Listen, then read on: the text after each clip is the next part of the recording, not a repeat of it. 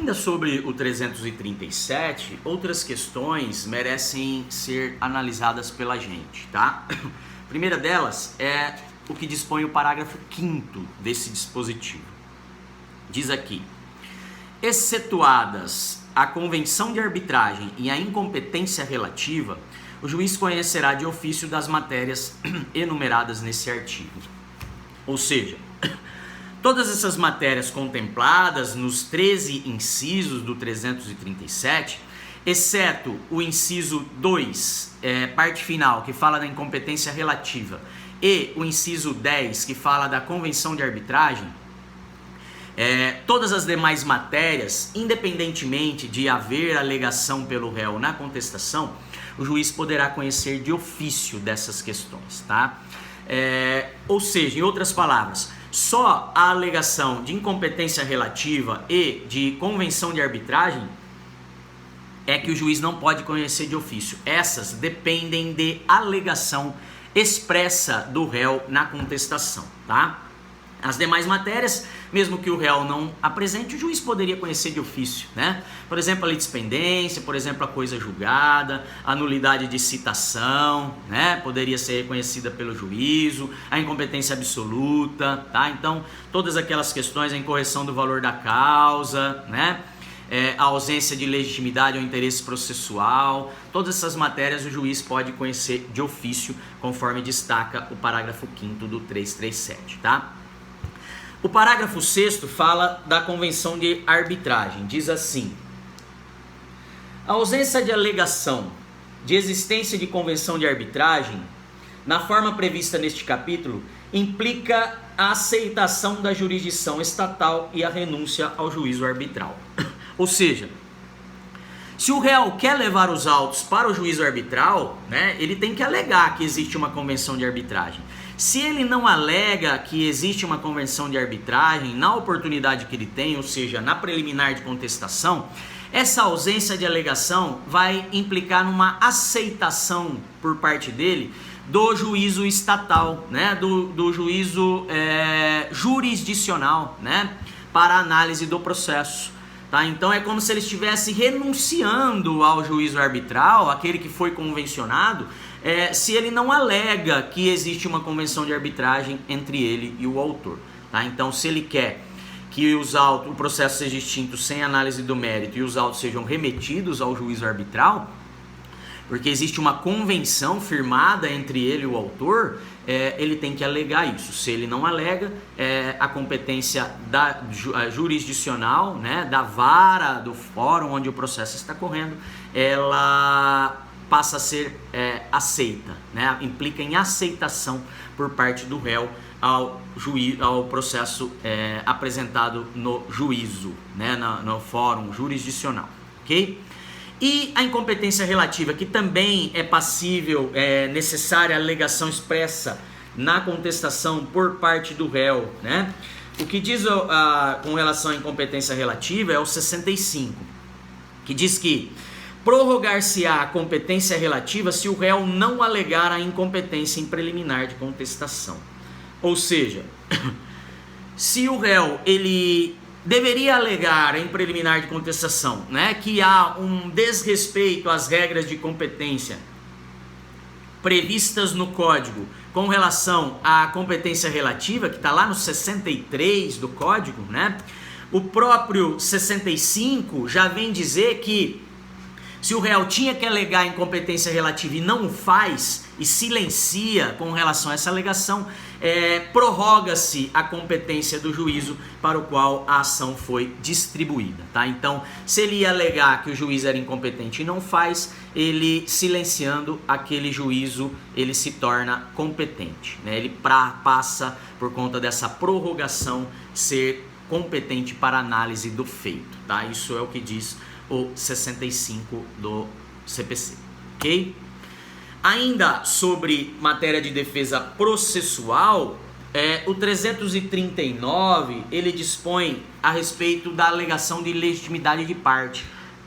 Isso é uma inovação no atual CPC. Diz assim: quando alegar sua ilegitimidade, incumbe ao réu indicar o sujeito passivo da relação jurídica discutida sempre que tiver conhecimento, sob pena de arcar com as despesas processuais e de indenizar o autor pelos prejuízos decorrentes da falta de indicação. Ou seja, se o réu alega que ele não é parte competente para figurar no polo passivo da ação, ele tem que indicar quem é a parte legítima para figurar no polo passivo. Quem é a parte legítima para ser réu na ação, né? Ele deve alegar se ele tiver conhecimento, tá? Fica ressalvada, portanto, a hipótese de não indicação por falta de conhecimento de quem seria o réu que deveria figurar no polo passivo da ação, tá? Mas se ele tem conhecimento, ele tem o dever de alegar, porque se ele não faz, se ele silencia, ele vai poder responder pelas despesas processuais e indenizar ainda o autor pelos prejuízos decorrentes da sua não indicação, tá? Então vamos imaginar uma ação que se discute a propriedade de um bem e que é ajuizada em face do locatário. O locatário não é a parte ré que deve figurar na petição inicial, né? Quem deveria ser a parte ré, quem deveria estar no polo passivo é o proprietário do imóvel. Então o locatário ele tem conhecimento de quem é o réu que deveria figurar no polo passivo da ação. Nesse caso ele deve indicar, né? Ele deve alegar a ilegitimidade como matéria preliminar de contestação, mas ele também tem o dever de alegar, porque é do seu conhecimento, quem é parte legítima para figurar no polo passivo da ação, tá? Se ele não faz, se ele silencia, ele vai poder responder, sofrer os reflexos negativos aí da sua inércia, da não manifestação, da sua omissão quanto à indicação da parte legítima, certo? A única hipótese, então, é quando ele não conhece, ele não sabe quem é que deveria figurar no polo, e aí ele não precisa indicar, certo? O 338, ele trata ainda de uma questão, né, com relação a isso. Diz assim o 338, tá? Vou fazer a leitura dos parágrafos do 339.